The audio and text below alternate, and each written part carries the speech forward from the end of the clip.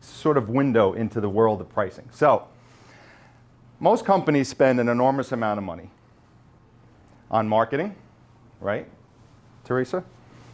On social media, SEO, search engine optimization. We all might be doing that. Copywriting. You're not cheap, I'm sure, right? Websites, landing pages. Everybody spends all this money on these things, right? You get the point. But very few companies spend very little money or resources on getting their pricing right. They really don't even think about it. You see, we don't necessarily, as consumers, we don't necessarily buy the best products. We buy the products that are priced the best. It's the same concept of we don't necessarily do business with the best company. We do the business with the company that expresses their message the clearest. Same thing with pricing. Why is that? Why do we have certain ways that we act? Well, we're human beings, right? It's your lizard brain. It's your caveman brain. The brain acts a certain way for most people. Robert Cialdini, the famous researcher, did a book called the 7 Pillars of Influence. It's the same pretty much for everyone across the world. We have these things in our brain that we react to. So I'm going to show you some stuff today that actually can apply that to your pricing. You see, because pricing, this is what I want you to understand. Pricing is psychological. It's not a number. It's not an algorithm. And cost of something is always relative. And I'll tell you what I mean by that. See, if you approach pricing from purely a numbers or a profit margin standpoint, like, okay, I got this widget, cost me $3.50. I want a 50% markup. It's going to be $7. I got to pay Teresa. I got to pay Jacob. I got my rent. Okay, I'm going to sell this widget for $17.41 because that's what the computer told me to do. That price does nothing to the consumer buying it. So if you approach pricing from just that standpoint, you will never tap into what makes people buy. So how do we do that?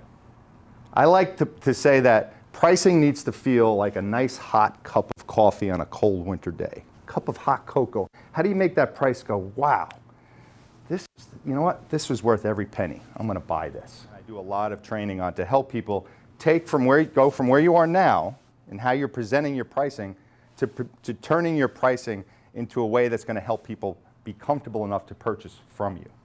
Because you can do the greatest presentation in the world. You can be the nicest guy or woman in the world. If your pricing is messed up, very good chance you won't get the sale. That's how important it is. So let's get into it. There are 2 distinct sides to pricing. Okay? 2 ways to look at pricing. And they're both very equally important. Preparation and price presentation. Am I blocking anyone's view? I'm sorry, I'm standing blocking your view here. Price preparation. So show of hands, who in here has done some form of sales training? Anyone done some form? Yeah, a lot of people, right? Jacob, what's the term? Price conditioning, right? Yep. Got to condition the customer for the price. Well, I don't like the term conditioning because it sounds too coercive to me. I like preparing. I want to prepare my customer for the price that they're going to see.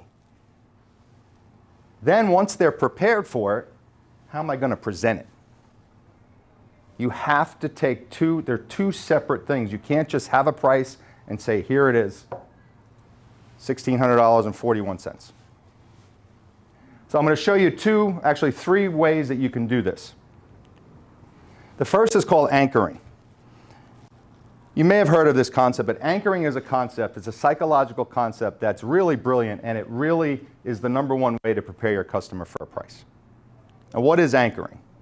Well, anchoring is technically planting the seed of price. How do you do that? Now, that's the concept of anchoring. Now we go to comparison pricing. Kind of a similar concept, but I love comparison because this is what we all do as human beings. So nothing is cheap and expensive on its own. Okay? It has to be compared to something. Always. But again, we don't think about this. It's just how we live our daily lives. Okay? Let's say you went in and you're in, I don't know, Hawaii, and you go and get a latte in Hawaii. I hear Hawaii is very expensive, and they say $8.50. You immediately go, whoa, it's an expensive latte. Why do you say that? What makes you say the word or feel expensive? Because you're comparing it to all the other lattes you've bought in your life. You're expecting maybe $5 for a latte. Or conversely, you go into a place and they say it's $3.50 for a latte. You go, wow, that's a pretty good price for a latte. You're comparing it. Anytime you see a price, whatever the price is, you will always psychologically and subconsciously compare it to something else that you've seen. It's how you work. It's how your brain works. So how do you actually do this with your pricing? So how do you sell a $2,500 watch, right? You go into a jewelry store or Macy's and you see that watch sitting on the counter, right? $2,500. You go, whoo, expensive watch. Oh my God, I'm never going to buy a watch like that. Well, you know how you sell a $2,500 watch? Put it next to a $10,000 watch. Right. What just happened in your brain right there? Look at that $2,500 watch. Psychologically, that watch just became really affordable, didn't it? Right in front of your eyes. And I love that little exercise because you were looking at this without this here saying, wow, that's expensive. Now it's very affordable. Here's my favorite, and this is, if you guys can do this, you'll really elevate yourselves when you're talking about your pricing. Third-party information. Third-party information is gold because you're not saying it yourself, you're showing someone else said it. Now I'm going to show you an example in the remodeling industry, but whatever industry you're in, if you can find third-party information regarding pricing, use it 100% of the time. All right. You guys ready? I'm about to tell you something that all the sales gurus in the world, and Jacob knows a lot of them, they always, when they heard me say that, they would go, what? What are you talking about, Langer? You can't train like this. This will be the biggest concept you're going to take away from this talk today. Forget everything else, remember this. You guys ready? Ready? All right. Stop building value first. We are all trained to go in and talk about our product, talk about our service, talk about ourselves, talk about our company. Build value. Build value. What I want you to do is prepare them first. Then you justify the price with your value.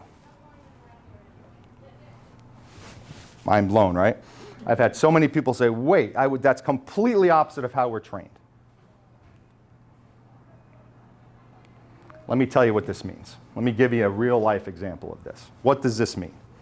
Go back to Melanie's example. Her and her husband had $50,000 in her brain for a bathroom addition. Okay?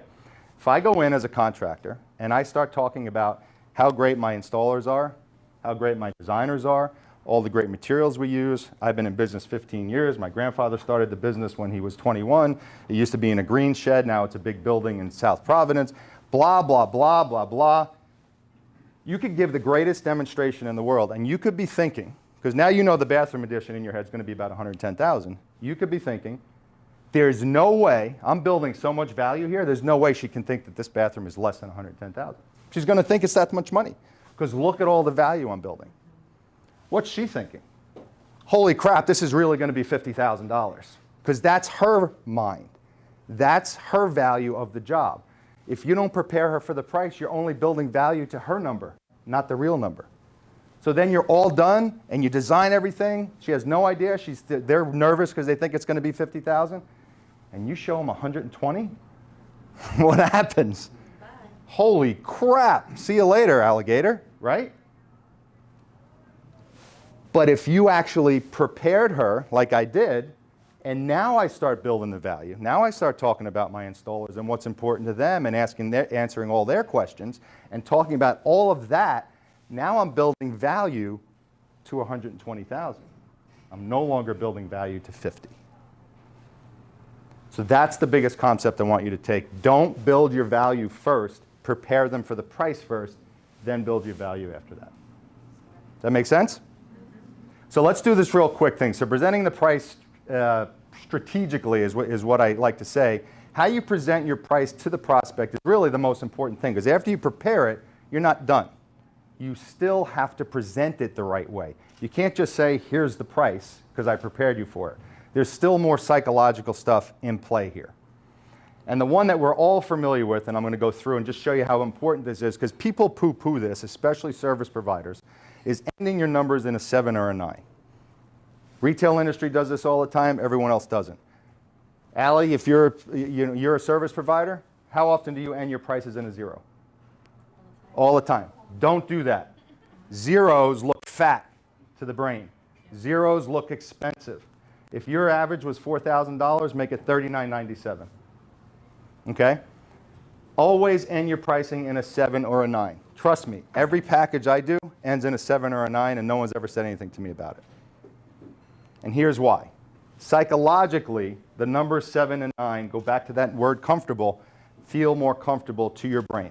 They don't even know why. They've done a million studies on this. They still don't know why. But they know when they do the studies, people buy things that end in 7 and 9 way more than they buy things that end in 0. Or other. Take it, use that 7 and 9 at the end. Okay? I'm going to end there. There's quite a few more to talk about, but that's where I'll end. So thank you very much.